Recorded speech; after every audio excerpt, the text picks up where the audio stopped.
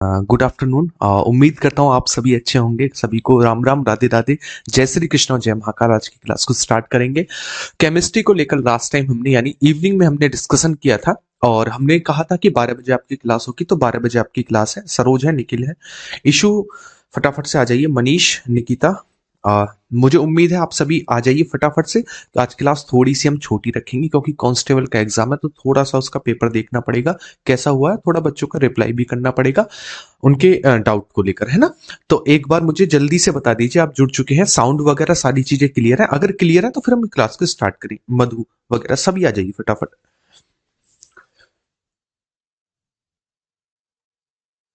चलिए भाई,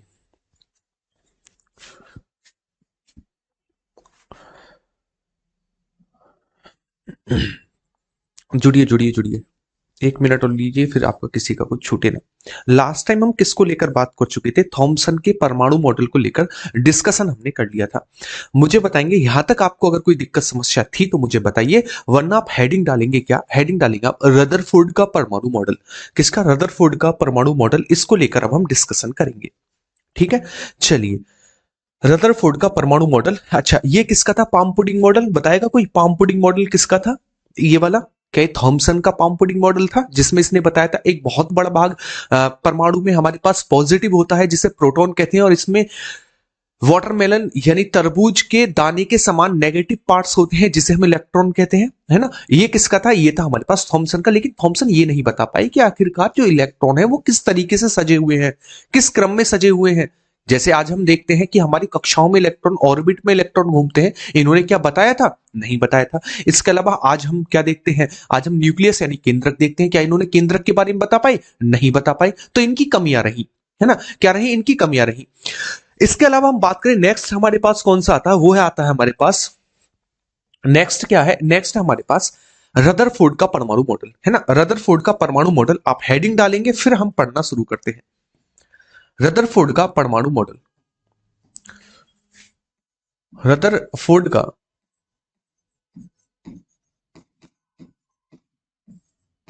परमाणु मॉडल। अगर मैं बात करूं रदरफोर्ड के परमाणु मॉडल को लेकर, तो देखिए रदरफोर्ड ने क्या किया। रदरफोर्ड ने एक लोहे की सॉरी एक सोने की परत ली, है ना, जिसे आप बर्क कहते हैं, है ना। लोहे की एक पतली पन्नी ली और उस पतली पन्नी पर एल्फा कणों की बमबारी की। एल्फा कण मारे। एल्फा कण मतलब एल्फा रेज। एल्फा रेज जो है उनसे होकर गुजारी। तो जब उन्होंने पतली पन्नी से एल्फा रेज गुजारी तो उन्होंने दो तीन चीजों को नोटिस किया।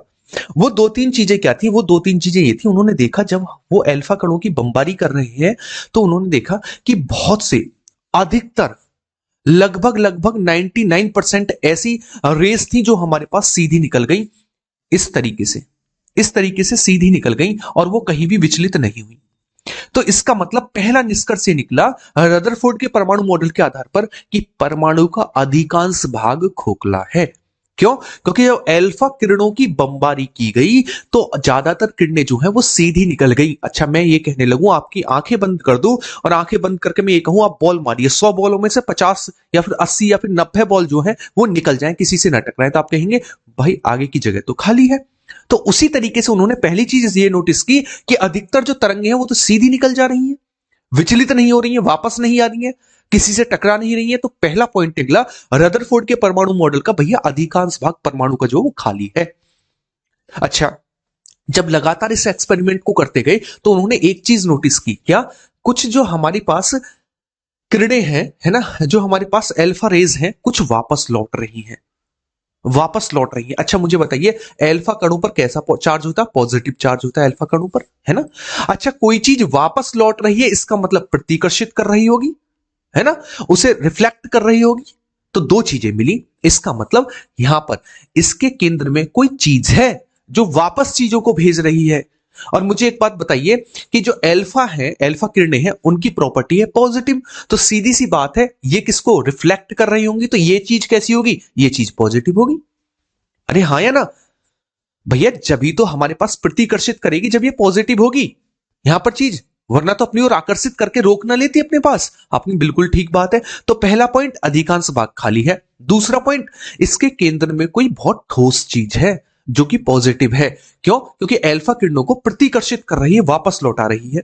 तो 2 पॉइंट हमारे ये क्लियर हुए, है ना। 2 पॉइंट हमारे ये क्लियर हुए कि एक केंद्र में कोई चीज है, पॉजिटिव है, और वो चीजों को प्रतिकर्षित कर रही है। ठीक है। और सारा का सारा परमाणु का द्रव्यमान और पॉजिटिव चार्ज इसी केंद्र में है, जिसे न्यूक्लियस अथवा केंद्रक कहा इन्होंने। तो ये था रदरफोर्ड का परमाणु मॉडल। तो एक बार लिखेंगे पॉइंट बनाकर, रदरफोर्ड का परमाणु मॉडल। चलिए इसे भी समझेंगे। इस वाले डायग्राम को देखिए, उन्होंने क्या कहा, इन्होंने क्या कहा रदरफोर्ड के परमाणु मॉडल में। इन्होंने ये कहा कि ये जो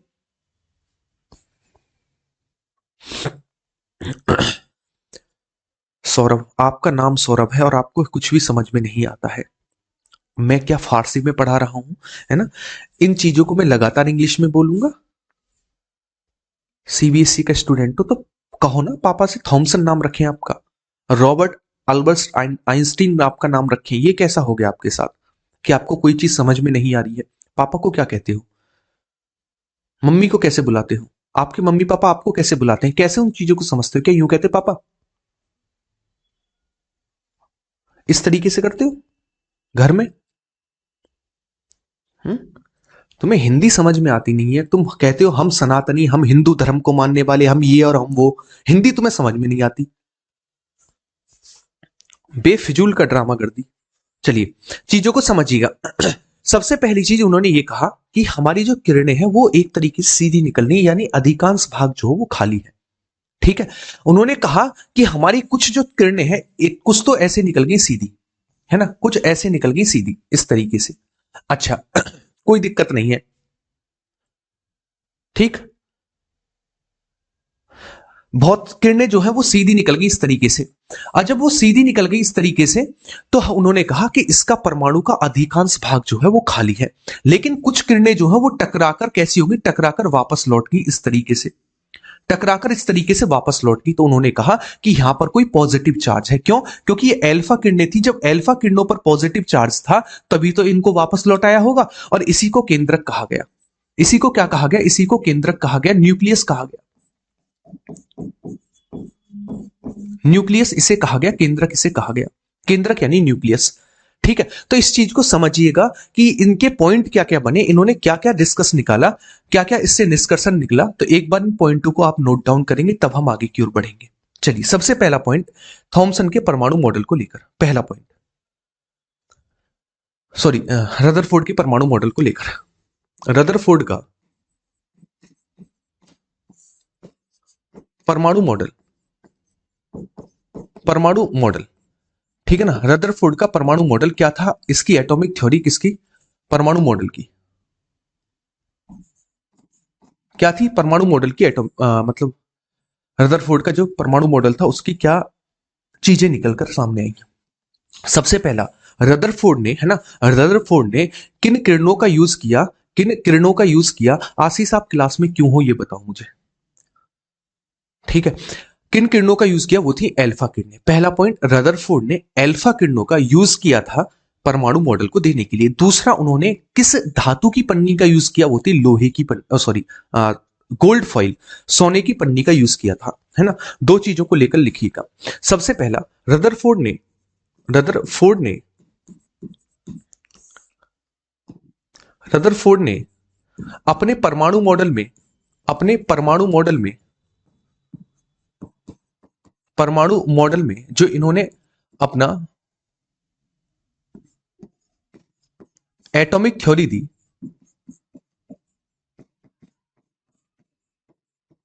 थ्योरी के लिए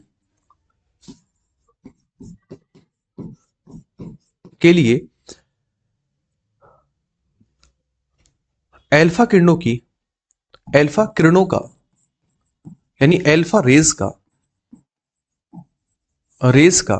यूज किया, किसका? अल्फा रेस का यूज किया। दूसरा पॉइंट, इन्होंने इन्होंने अपनी एटॉमिक थ्योरी देने के लिए, अपनी एटॉमिक थ्योरी देने के लिए, थ्योरी देने के लिए गोल्ड फॉइल का यूज किया। फॉइल यानी सोने की पन्नी, सोने की पतली परत का यूज किया।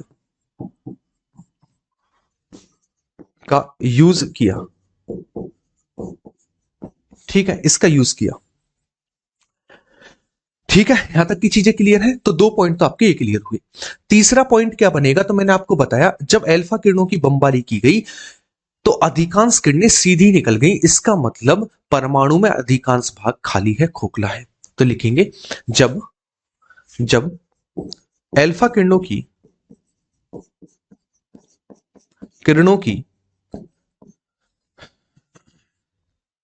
आप लिखेंगे जब अल्फा किरणों को फॉइल पर डाला गया फॉइल पर डाला गया गया तो अधिकांश रेज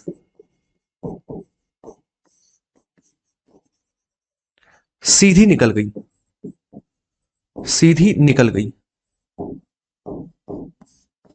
इसका मतलब परमाणु का यानी एटम का अधिकांश भाग खोखला है, खाली है। ठीक है, खोखला है, खाली है, अधिकांश भाग। सेकंड क्या पता चला, सेकंड हमें पता है अल्फा किरणों पर पॉजिटिव चार्ज होता है। तो आप लिखेंगे कुछ किरणें हमारी टकराकर वापस लौट गई, इसका मतलब केंद्र में कोई छोटी सी एक चीज है जिससे किरणें जो है वो टकराकर वापस लौटी, जिसे न्यूक्लियस अथवा केंद्रक कहा गया। ठीक है ना, जिसे न्यूक्लियस अथवा केंद्रक कहा गया। तो एक पॉइंट ये बनाकर लिखेंगे, आप लिखेंगे कुछ किरणें, है ना, कुछ किरणें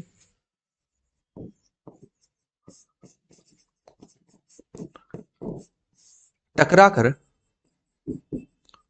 वापस लौट गई।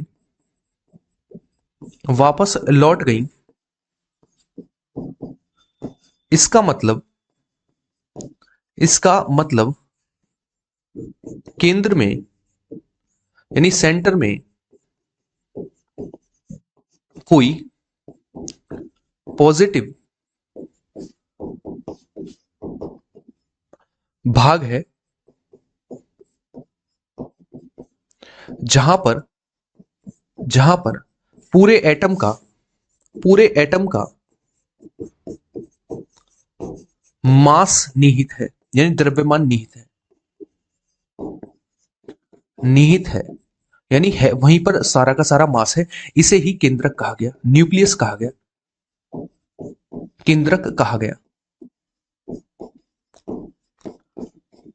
ठीक है, अच्छा, यहां तक ये सारे के सारे पॉइंट बनते हैं किसको लेकर, रदरफोर्ड के परमाणु मॉडल को लेकर।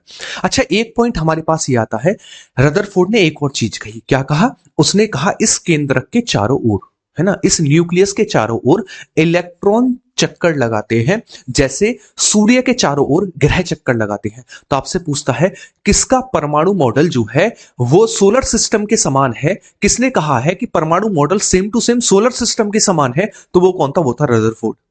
ठीक है, तो आप एक पॉइंट बनाकर लिखेंगे, आप लिखेंगे रदरफोर्ड के परमाणु मॉडल में, मतलब रदरफोर्ड ने कहा कि रदरफोर्ड ने सबसे पहले बताया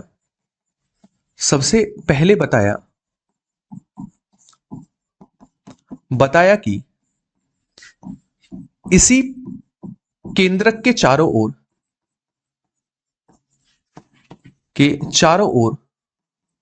इलेक्ट्रॉन गति करते हैं, गति करते हैं। ठीक है, इलेक्ट्रॉन गति करते हैं। ये इलेक्ट्रॉन उसी तरीके से उसी तरह गति करते हैं जैसे जैसे सोलर सिस्टम में ग्रह सूर्य के चारों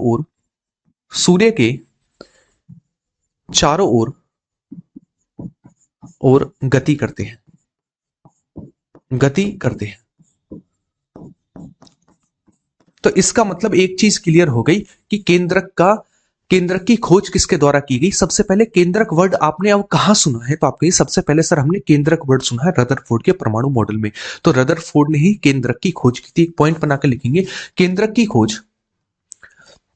चलिए अभी इसे रोकिएगा, आगे हम इसके बारे में पढ़ेंगे ही। तो किस तरीके का मॉडल था, उन्होंने ये कहा कि इस तरीके से हमारे पास जो है कोई हमारे पास परमाणु है ना, कोई हमारे पास परमाणु है, उसके केंद्र में कोई छोटा सा भाग है जो कि पॉजिटिव है ना, जो कि क्या है, जो कि पॉजिटिव है, और इसके चारों ओर इलेक्ट्रॉन चक्रण कर रहे हैं, इलेक्ट्रॉन गति कर रहे हैं। इस तरीके से इलेक्ट्रॉन जो है वो गति कर रहे हैं। ठीक है, इलेक्ट्रॉन जो है वो गति कर रहे हैं इस तरीके से। ठीक है, कोई दिक्कत है, कोई दिक्कत यहां तक नहीं होनी चाहिए। ये था हमारे पास रदरफोर्ड का परमाणु मॉडल। ठीक है, हाँ, बहुत अच्छे से पेपर देना जिनका कांस्टेबल वाला एग्जाम है ना।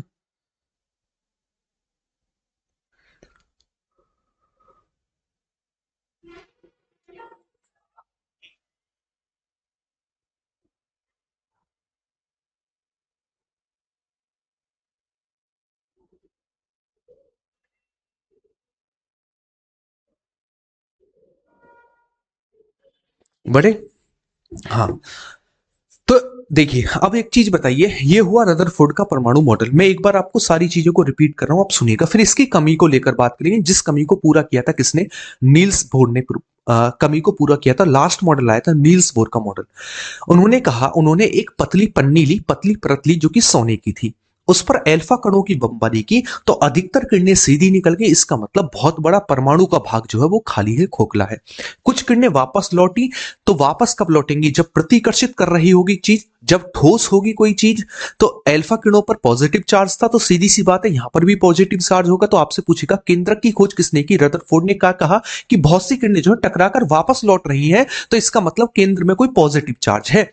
क्योंकि अल्फा किरणों पर पॉजिटिव चार्ज था, तो इसी को कहा गया न्यूक्लियस यानी केंद्रक कहा गया। और उन्होंने कहा कि इसी केंद्रक पर पूरे के पूरे परमाणु का द्रव्यमान निहित है।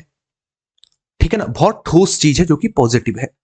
कोई दिक्कत। उन्होंने कहा कि ये जो हमारे पास जितना भी हमारे पास इलेक्ट्रॉन है वो इसी तरीके से गति करते हैं पॉजिटिव चार्ज की ओर, जैसे कोई सूर्य के चारों ओर ग्रह चक्कर लगाता है। तो किसने सोलर सिस्टम से तुलना की है परमाणु मॉडल की, वो है हमारे पास रदरफोर्ड का परमाणु मॉडल, है ना। तो आप एक पॉइंट बनाकर लिखेंगे यहां पर, इनके परमाणु मॉडल की तुलना, इनके परमाणु मॉडल की तुलना, परमाणु मॉडल की तुलना सोलर सिस्टम से की जाती है, सोलर सिस्टम से की जाती है, की जाती है। अच्छा मुझे एक चीज बताइए, इन्होंने इनकी कमी लिखिएगा, कमी क्या थी। अब मुझे कमी काउंट करनी है इनकी, भैया क्या क्या कमी रही, क्या क्या कमी के कारण जो है इनका जो मॉडल है वो फेल रहा, किन कमियों के कारण। पहली चीज ये, इन्होंने कहा कि भैया जो इलेक्ट्रॉन है ना, इलेक्ट्रॉन वो चारों ओर चक्कर लगा रहे हैं इस तरीके से। यहां पर भी कोई इस तरीके से कक्षा होगी, इसके चारों ओर भी इलेक्ट्रॉन जो हो वो गति कर रहे होंगे।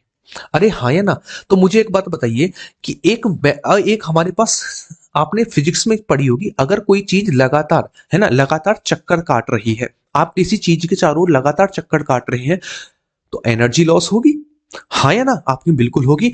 तो ये इलेक्ट्रॉन कब तक घूमेंगे, कहां से एनर्जी आ रही है, कब ये इलेक्ट्रॉन केंद्रक में गिर जाएंगे। भैया एक बात बताओ, ये इलेक्ट्रॉन गति कर रहा है, तो जब इसकी एनर्जी लॉस होगी तो ये इस स्टेट में आएगा, इस वाली अवस्था में आएगा। जब ये भी खत्म हो जाएगा तो ये केंद्रक में गिर जाएगा, और इस तरीके से परमाणु खत्म हो जाएगा, इस तरीके से तो ब्रह्मांड भी खत्म हो जाएगा जब सारे के सारे परमाणु खत्म होने लगेंगे। तो ये नहीं बता पाए कि इलेक्ट्रॉन जो है वो कक्षा में किस ऊर्जा से गति कर रहे हैं, किस तरीके से गति कर रहे हैं, उनके चक्रण को नहीं बता पाए, उनके रोटेशन को नहीं बता पाए कि किस तरीके से गति कर रहे हैं, है ना। क्यों, क्योंकि भैया एक तीसरी कक्षा में है, तो गति जब करेगा तो उसकी एनर्जी लॉस होगी, जब एनर्जी लॉस होगी तो वो सेकंड स्टेट में आएगा, जब सेकंड से फर्स्ट में आएगा, फर्स्ट के बाद केंद्रक में गिर जाएगा, और केंद्रक में गिरने के बाद सारी चीजें खत्म। तो ये जो है परमाणु मॉडल के स्थायित्व को नहीं बता पाई, है ना। कौन, वो थे रदरफोर्ड। दूसरी कमी क्या थी, दूसरी कमी इनकी ये थी,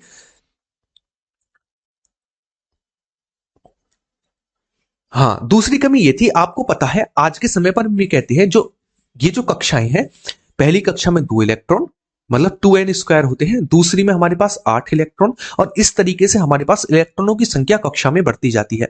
ये नहीं बता पाए कि किस कक्षा में कितने इलेक्ट्रॉन होंगे। भैया 2 होंगे, 8 होंगे, 10 होंगे। इन्होंने ये कहा कि इन कक्षाओं में इलेक्ट्रॉन गति करते हैं, लेकिन इनकी संख्या डिफाइन नहीं कर पाए कि किस कक्षा में कौन कितने इलेक्ट्रॉन होंगे। यानी पहली कक्षा में कितने इलेक्ट्रॉन होंगे, दूसरी कक्षा में कितने इलेक्ट्रॉन होंगे, तीसरी कक्षा में कितने इलेक्ट्रॉन होंगे, ये नहीं बता पाए। तो इनकी कमियों को लिखिएगा, इनकी क्या क्या कमी रही, क्या क्या कमी रही लिखेंगे। पहली कमी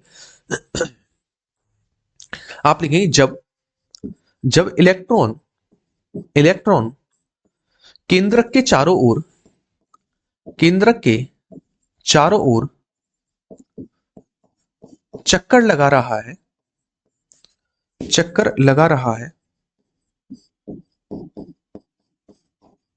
लगा रहा है, तो एक समय के बाद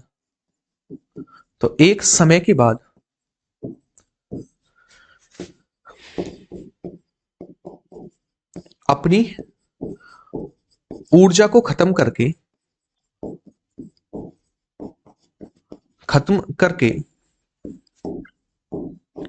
केंद्रक में गिर जाएगा, केंद्रक में गिर जाएगा,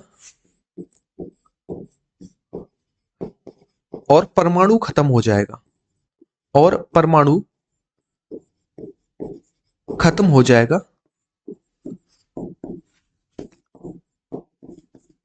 जो कि असंभव है, जो कि संभव नहीं है, जो कि संभव नहीं है।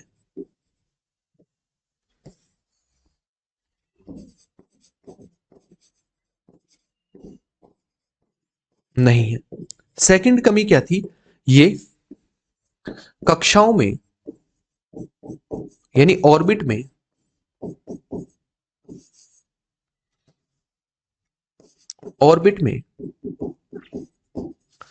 इलेक्ट्रॉनों की संख्या नहीं बता पाए,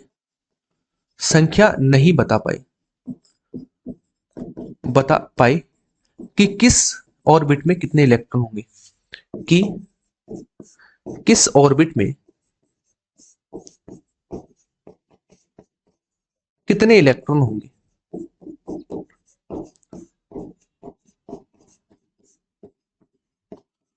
ठीक है, ये इनकी कमी थी। तो इस कमी को कौन पूरा करेगा, तो इस कमी को पूरा करेंगे नील्स बोर। किसके द्वारा, नील्स बोर के द्वारा ये कमी पूरी की जाएगी। तो फटाफट से पहले तो यहां तक की चीजों को नोट डाउन करिए। तो हमारे पास ये कंप्लीट होता है रदरफोर्ड का परमाणु मॉडल, है ना, रदरफोर्ड का परमाणु मॉडल। देखिए मुझे एक बात बताइए, पूरा का पूरा एटम है, जब एटम बड़ा होगा सीधी सी बात है केंद्रक छोटा होगा, तो आकार किसका बड़ा होगा, परमाणु का, और केंद्रक का छोटा होगा। तो कभी कभी पूछता है परमाणु का आकार कितना होता है, तो आप कहेंगे परमाणु का आकार यानी साइज ऑफ एटम कितना होता है। इसके अलावा आपसे पूछता है साइज ऑफ न्यूक्लियस, यानी हमारे पास केंद्रक का आकार कितना होता है। अगर साइज ऑफ एटम पूछे, पूरे के पूरे परमाणु का आकार पूछे, तो सीधी सी बात है ज्यादा होगा। नेगेटिव पावर है तो इसका मतलब कब नेगेटिव पावर जो होगी वो ज्यादा होगी। तो परमाणु का आकार जो होता है वो होता है 10⁻⁻10 मीटर। और यदि हम बात करें किसको लेकर, न्यूक्लियस के आकार को लेकर, वो होता है 10⁻15 मीटर। ये किसका होता है, ये होता है न्यूक्लियस का आकार, केंद्रक का आकार। तो कभी कभी पूछता है the unit of atom, unit क्या है एटम को, तो आप मुझे बताइए 10⁻10 को क्या कहा जाता है, एक एंगस्ट्रॉम कहा जाता है कि नहीं। आपकी बिल्कुल बात है, सही है। तो इसका मतलब साइज ऑफ एटम किसमें होगा, मतलब यूनिट ऑफ एटम क्या होगी, वो होगी एंगस्ट्रॉम। वहीं 10⁻15 को क्या कहते हैं, एक फर्मी कहते हैं मीटर में, है ना। तो इसका मतलब यूनिट ऑफ न्यूक्लियस क्या होगी, वो होगी फर्मी। ठीक है ना, फर्मी होगी। ये ऑर्बिट है, ये ऑर्बिट है यानी कक्षाएं। ऑर्बिट आपको गोल गोल दिख रहा है ना, इसे कहते हैं ऑर्बिट यानी कक्षाएं। ठीक है, तो आप कहेंगे unit of atom angstrom.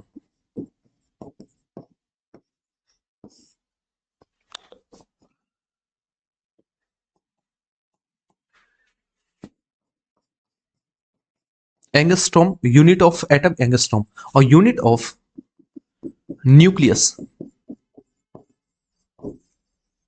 Fermi. क्या है, फर्मी है। ठीक है, यहां तक की चीजों को नोट डाउन करिए, फिर आगे की ओर बढ़ेंगे। पहले ये बताइए यहां तक की चीजों में कोई दिक्कत समस्या तो नहीं?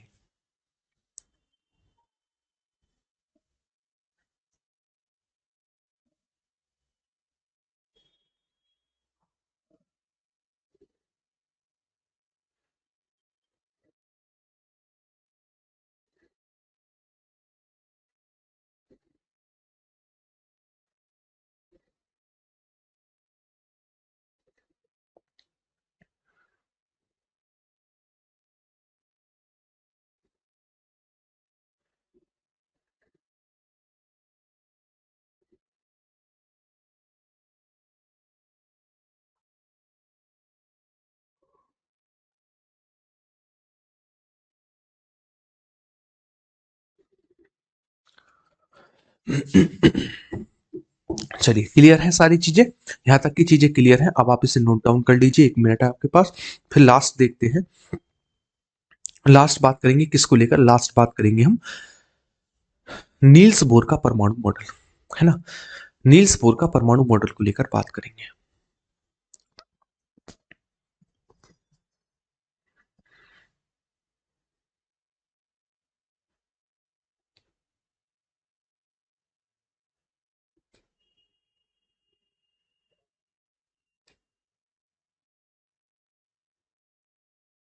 बने तो इन कमियों को कौन दूर करेगा? इन कमियों को दूर करेगा नील्स बोर, है ना? नील्स बोर का परमाणु मॉडल, हेडिंग डालेंगे atomic theory of Niels Bohr. Niels Bohr का परमाणु मॉडल, मॉडल। देखिए, नील्स बोर के परमाणु मॉडल को लेकर बात करें, इन्होंने क्या कहा? इन्होंने कहा कि जो रदरफोर्ड ने कहा था उसमें ही संशोधन किया। इन्होंने कहा कि देखिए, रदरफोर्ड ने क्या कहा था, रदरफोर्ड की कमी क्या थी? दो ही तो कमी थी। केंद्रक तो उसने खोज लिया था, तो उनकी दो कमी थी। दो कमी कौन कौन सी थी? पहली तो ये थी कि वो ये नहीं बता पाए थे कि किस कक्षा में कितने इलेक्ट्रॉन होंगे। दूसरा कि भैया, जब इलेक्ट्रॉन लगातार कक्षाओं में गति कर रहे हैं तो एक समय के बाद ऊर्जा लॉस करके वो केंद्रक में गिर जाएंगे, परमाणु खत्म हो जाएगा, ऐसा पॉसिबल नहीं है। तो इन दोनों कमियों को ही दूर किया नील्स बोर ने, केवल इन्हीं दो चीजों पर काम किया। बाकी का तो पूरा का पूरा परमाणु मॉडल दे चुके थे रदरफोर्ड। तो उन्होंने कहा, अगर मैं ये बात करूं कि किस कक्षा में कितने इलेक्ट्रॉन होंगे, तो उन्होंने कहा कि केंद्रक की सबसे पास वाली कक्षा को के कक्षा, उसके बाद एल कक्षा, उसके बाद एम कक्षा यानी एम ऑर्बिट, और उसके बाद एन ऑर्बिट आता है। तो आप कहेंगे नील्स बोर ने के, एल, एम और एन ऑर्बिट्स में परमाणु को बांटा, कक्षाओं में बांटा। ठीक है, तो सबसे पहली चीज आप लिखेंगे, इसी को लेकर लिखना शुरू करेंगे। नील्स बोर ने, नील्स बोर ने, बोर ने परमाणु को, परमाणु को केंद्रक से, केंद्रक से के, एल, एम और एन बढ़ती हुई कक्षाओं में बांटा, बढ़ती हुई, बढ़ते हुए ऑर्बिट्स में बांटा, बढ़ते हुए ऑर्बिट्स में बांटा, में बांटा। ठीक है, किस तरीके से बांटा? आपसे पूछता है केंद्रक के सबसे पास वाली ऑर्बिट कौन सी होगी? के, और मतलब के सेल, के ऑर्बिट, उसके बाद एल ऑर्बिट, उसके बाद एम ऑर्बिट और उसके बाद एन ऑर्बिट, यानी के कक्षा, एल कक्षा, एम कक्षा और एन कक्षा। ठीक है, सबसे पहली चीज तो ये क्लियर होगी। दूसरा, इनमें इलेक्ट्रॉन कितने होंगे? यही तो कमी थी किसकी? रदरफोर्ड की। तो उन्होंने कहा प्रत्येक कक्षा में 2n² इलेक्ट्रॉन होते हैं। एन क्या है यहां पर? एन है नंबर ऑफ ऑर्बिट्स, मतलब किस नंबर की ऑर्बिट है। जैसे एल को लेकर बात करूं, इसके लिए एन इज इक्वल टू, के के लिए एन इज इक्वल टू 1 होगा, पहले नंबर की कक्षा है। एल के लिए एन इज इक्वल टू 2 होगा, दूसरे नंबर की कक्षा है। एम के लिए एन इज इक्वल टू 3 होगा, तीसरे नंबर की कक्षा है। एन के लिए जो है एन इज इक्वल टू कितना होगा? एन इज इक्वल टू 4 होगा। ठीक है ना? किस नंबर की कक्षा है, किस नंबर का ऑर्बिट है, वो होगा एन। और उस ऑर्बिट में 2n² जो है वो इलेक्ट्रॉन होंगे। तो इन्होंने कहा, आप लिखेंगे इनके अनुसार, इनके अनुसार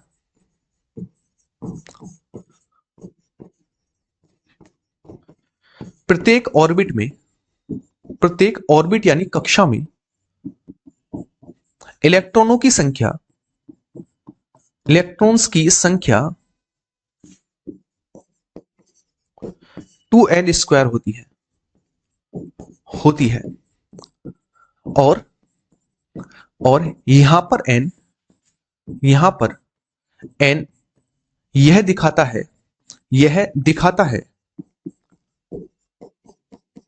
है कि कौन से नंबर का ऑर्बिट है, कौन से नंबर का ऑर्बिट है। जैसे मैं कहने लगूं, सबसे पहले मैं लेता हूं 2n² को लेकर, मैंने लिखा k सेल, सबसे पहले k सेल है, उसके बाद k, l, m और n, ये मेरे पास मैंने 4 सेल ले ली है ना। अब मैं कहने लगूं इसके लिए n इज इक्वल टू क्या होगा, देखिए सब में कितने इलेक्ट्रॉन होंगे, सभी में 2n² इलेक्ट्रॉन होंगे, 2n², इसमें भी कितने होंगे 2n² होंगे, इसमें भी कितने होंगे 2n² होंगे, और इसमें भी कितने होंगे 2n² होंगे, 2n² होंगे। लेकिन मुझे बताइए इसके लिए n क्या होगा, तो आप कहेंगे सर इसके लिए n बराबर होगा 1, इसके लिए होगा n बराबर 2 क्योंकि दूसरे नंबर की ऑर्बिट है, इसके लिए n बराबर होगा 3 और इसके लिए होगा n बराबर 4, ये क्योंकि चौथे नंबर की ऑर्बिट है।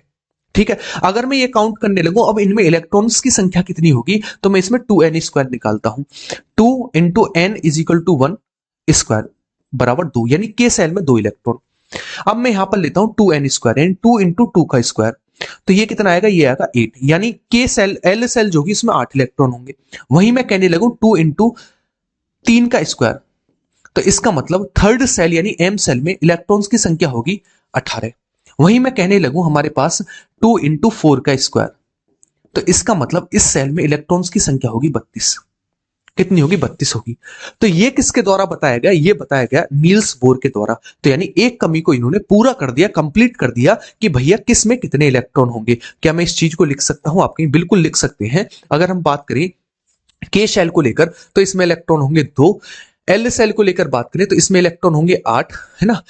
यदि हम बात करें एम सेल को लेकर इसमें इलेक्ट्रॉन होंगे 18, और यदि हम एन सेल को लेकर बात करें इसमें इलेक्ट्रॉन होंगे 32, कितने इलेक्ट्रॉन होंगे 32 होंगे। तो पहली कमी को नील्स बोर ने कर दिया कंप्लीट, यहां तक नोट करिए। फिर सेकंड कमी को लेकर बात करेंगे कि भैया जब ऊर्जा लॉस होगी इलेक्ट्रॉन की तो वो तो केंद्रक में गिरना चाहिए था, तो गिरेगा क्यों नहीं। पहले इसे नोट करिए, इसे नोट करिए फटाफट से।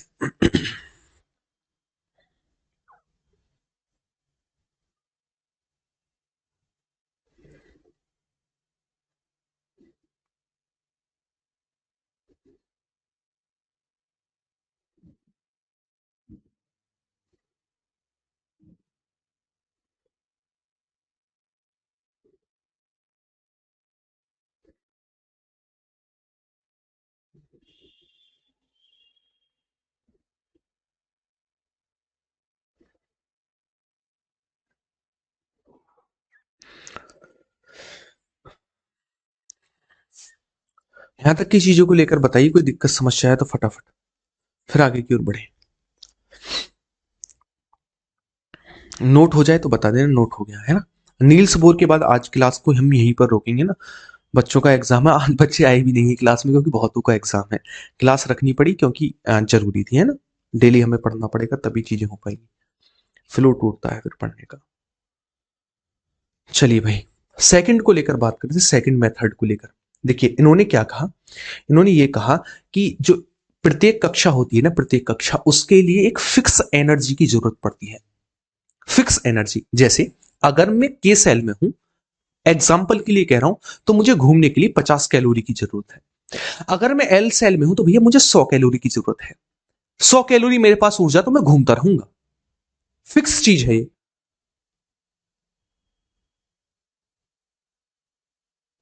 ठीक, अगर मैं एम सेल में हूं तो मान लीजिए मुझे 200 कैलोरी की जरूरत है, तो मैं घूमता रहूंगा, एक बार चालू कर दिया तो घूमता रहूंगा मैं। फिर जैसे इंजन को स्टार्ट कर दिया तो स्टार्ट हो गया तो हो गया फिर वो, है ना। तो उसी तरीके से अगर मैं एन सेल में हूं तो अगर मुझे 300 कैलोरी की जरूरत है तो 300 कैलोरी मेरे पास है, तो मैं घूमता रहूंगा।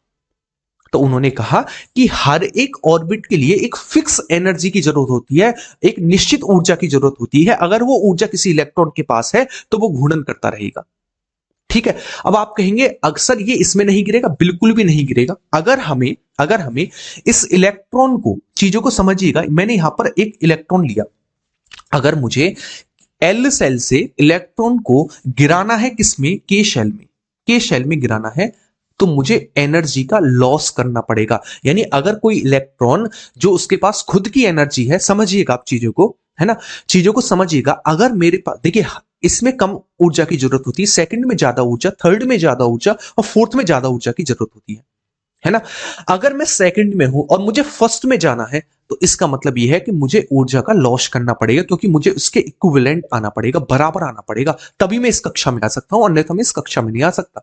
तो इसका मतलब अगर कोई ज्यादा एनर्जी की कक्षा से कम एनर्जी की कक्षा में जाएगा, तो ऊर्जा का पहले लॉस करेगा, अपने अंदर से ऊर्जा खत्म करेगा, पहले इसके लेवल में आएगा, तब इस कक्षा में आ पाएगा, वरना इस कक्षा में आ नहीं सकता, क्योंकि हर एक ऑर्बिट के लिए फिक्स एनर्जी है।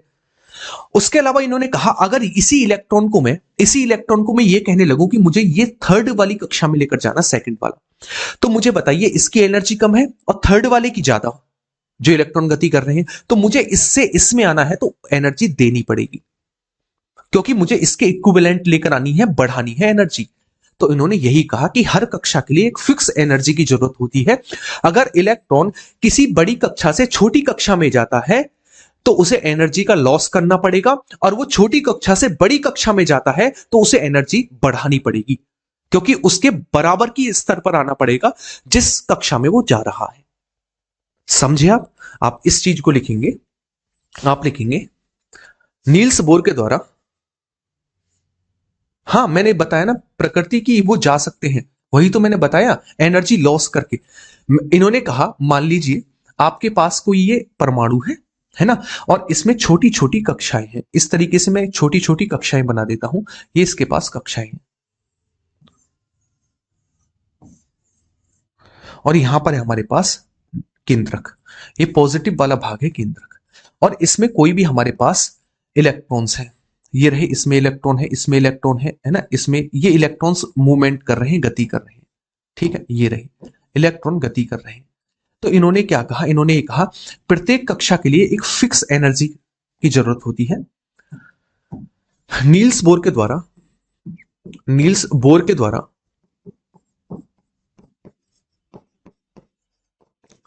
हर कक्षा में फिक्स एनर्जी की जरूरत पड़ती है,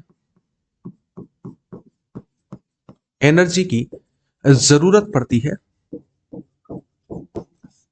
है। अच्छा, मैं एनर्जी के बारे में बात करूं, अगर मैं एनर्जी का क्रम लगाऊं, एनर्जी का क्रम लगाने लगा, तो मैंने कहा के, एल, एम और एन। तो सबसे ज्यादा एनर्जी किसकी होगी, इस तरीके से एनर्जी होगी, यानी एन की सबसे ज्यादा एनर्जी होगी, है ना, एन की सबसे ज्यादा एनर्जी होगी। क्लियर है? क्लियर नहीं होगा तो मैं एक बार लिख देता हूं दोबारा से। अगर एनर्जी को लेकर बात करूं, के, एल, एम और एन, सबसे ज्यादा एनर्जी किसकी होगी, एन की, उससे कम एम की, उससे कम एल की, और सबसे कम होगी के की। ठीक है, कोई दिक्कत नहीं है। आप लिखेंगे इनके अनुसार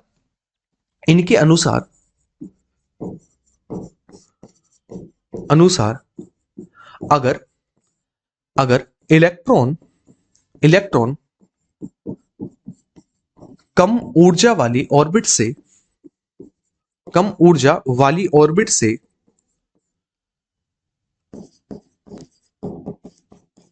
ज्यादा ऊर्जा वाली ऑर्बिट में जाता है,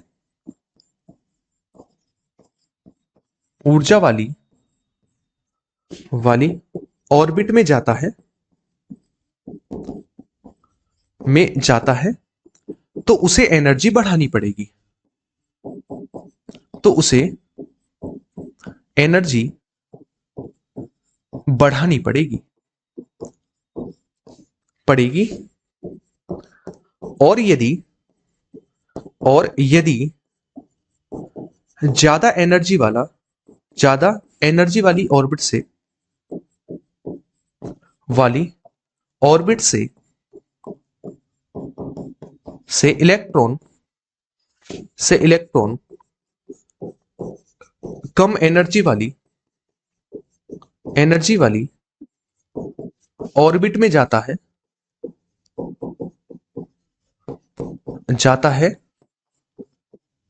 तो उसे एनर्जी का लॉस करना पड़ेगा, एनर्जी का लॉस करना पड़ेगा।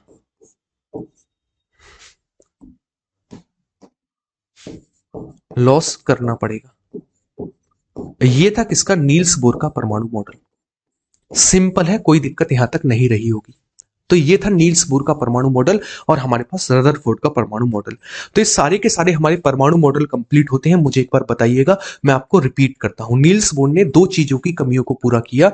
एक तो सेल में कितने इलेक्ट्रॉन्स होंगे, दूसरा किस प्रकार से गति करेंगे। तो उन्होंने कहा कि हमारे पास के, एल, एम और एन सेल में डिवाइड होंगे।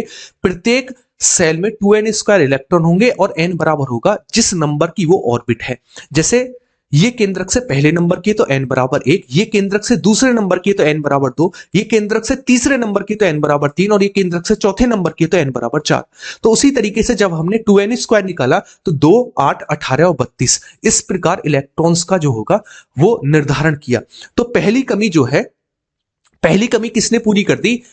नील्स बोर ने कर दी। उनके बाद उन्होंने बताया कि ये इलेक्ट्रॉन है ना, इलेक्ट्रॉनिक गति कर रहे हैं। अगर किसी के पास 10 कैलोरी ऊर्जा है, एग्जांपल के लिए बता रहा हूं, और वो पहली ऑर्बिट के लिए 10 कैलोरी की जरूरत है, तो उसमें गति करता रहेगा, हमेशा गति करता रहेगा। आप कहेंगे सर ये के से एल, एल से एम, एम इनमें जा सकते हैं? हाँ बिल्कुल जा सकते हैं। अगर ये कम ऊर्जा स्तर से ज्यादा में जाता है तो इसे एनर्जी बढ़ानी पड़ेगी। सीधी सी बात समझिए, आप 10 सीढ़ी से 20वीं सीढ़ी पर कूदेंगे तो ज्यादा एनर्जी की जरूरत पड़ेगी। तो इसका मतलब कम ऊर्जा स्तर से ज्यादा ऊर्जा स्तर में जब जाएगा तो एनर्जी बढ़ानी पड़ेगी। वहीं हम ये कहने लगे कम ऊर्जा, ज्यादा ऊर्जा स्तर से कम ऊर्जा स्तर की ओर जाएगा तो एनर्जी का लॉस करेगा। क्या करेगा? एनर्जी का लॉस करेगा। ठीक है, कोई दिक्कत है? कोई दिक्कत नहीं होनी चाहिए। तो इसका मतलब इस प्रकार ये इलेक्ट्रॉन गति करते हैं। कई बार आपसे ये पूछ लेता है कि जब इलेक्ट्रॉन कम ऊर्जा स्तर से ज्यादा ऊर्जा स्तर में जाएगा तो एनर्जी का लॉस करेगा, बढ़ाएगा, या फिर ज्यादा ऊर्जा स्तर से कम ऊर्जा स्तर में जाएगा तो किस प्रकार की एनर्जी का लॉस या क्या होगा। तो ये क्वेश्चन बनता है और ये जो कंसेप्ट बनता है वो बनता है नील्स बोर के परमाणु मॉडल को लेकर, है ना। तो ये हमारे पास सारे के सारे परमाणु मॉडल हुए जो अब तक हमें डिस्कशन करना था। थॉमसन का परमाणु मॉडल था, इसके अलावा हमारे पास रदरफोर्ड का परमाणु मॉडल हुआ, नील्स बोर का परमाणु मॉडल हुआ, है ना। इसके अलावा हमारे पास महर्षि कर्णाद का एक मेथड था वो हुआ। ये सारे की सारी चीजें क्लियर है तो एक बार मुझे बता दीजिए। हाँ, यहां तक की चीजें जो है वो क्लियर है ना। चीजें जो है वो क्लियर है, फटाफट से मुझे बताइए।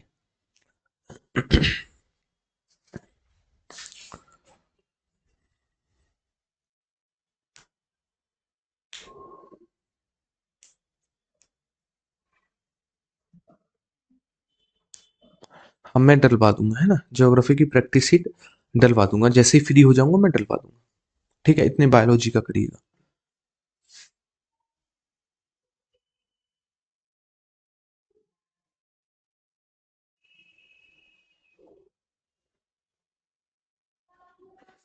ठीक है, चलिए भाई आज की क्लास को यहीं पर रोकेंगे, थोड़ा बच्चों का एग्जाम है ना तो उस वजह से। अब कल जो हम नेक्स्ट चैप्टर शुरू करेंगे मंडे में। सबसे पहले आप एक चीज क्लियर करिएगा, सबसे पहले मंडे में इसके क्वेश्चन लगाएंगे। मुझे याद दिला दीजिएगा। पहली बात, आप इस चैप्टर को, यानी आपके 2 चैप्टर हुए थे, इससे पहले वाला कौन सा था जिसमें हम मिक्सचर को अलग करने के मेथड को समझा था, और ये वाला एक चैप्टर है जिसमें हमने परमाणु मॉडल्स को समझा। तो इनके सबसे पहले क्वेश्चंस लगाएंगे, उसके बाद हम नेक्स्ट चैप्टर स्टार्ट करेंगे। ठीक है, चलिए। अभिषेक मेरे भाई, वो एनर्जी लॉस करानी पड़ती है हमें खुद से। जैसे हम कहते हैं ना, हमें इलेक्ट्रॉन निकालने हैं। हम आपने एक चीज सुना होगा, Na पॉजिटिव Cl नेगेटिव। इसका मतलब Na ने अपना एक इलेक्ट्रॉन किसको दिए दिए Cl को दे दिया, तो वो हमने एनर्जी से निकाला था। उसी तरीके से हमें लॉस करवानी पड़ती है, खुद लॉस नहीं करते, हमें खुद करानी पड़ती है। ठीक है, चलिए। तो यहां तक की चीजें उम्मीद है आपको क्लियर हुई होंगी, और कल इनका आप मतलब मंडे तक इनका रिवीजन करके आएंगे। सबसे पहले इन 2 चैप्टर के क्वेश्चंस लगाएंगे, जितने भी क्वेश्चन हमसे पूछे गए हैं, उसके बाद हम अपना नेक्स्ट चैप्टर शुरू करेंगे। आज की क्लास छोटी इसलिए क्योंकि एग्जाम है तो थोड़ा सा देखना पड़ेगा, बच्चों के डाउट वगैरह भी आएंगे और चीजें भी आएंगी। ठीक है, और बाकी का हम बता देंगे आपको जैसा भी होगा आगे, है ना। मंडे में मिलते हैं, बाकी ख्याल रखिएगा अपना, सैटरडे में सारी चीजों का रिवीजन करके आइएगा। बाय बाय, टेक केयर, ख्याल रखिएगा अपना, और सभी को प्यार भरा बाय बाय। जय हिंद, जय भारत। कल की क्लास में यानी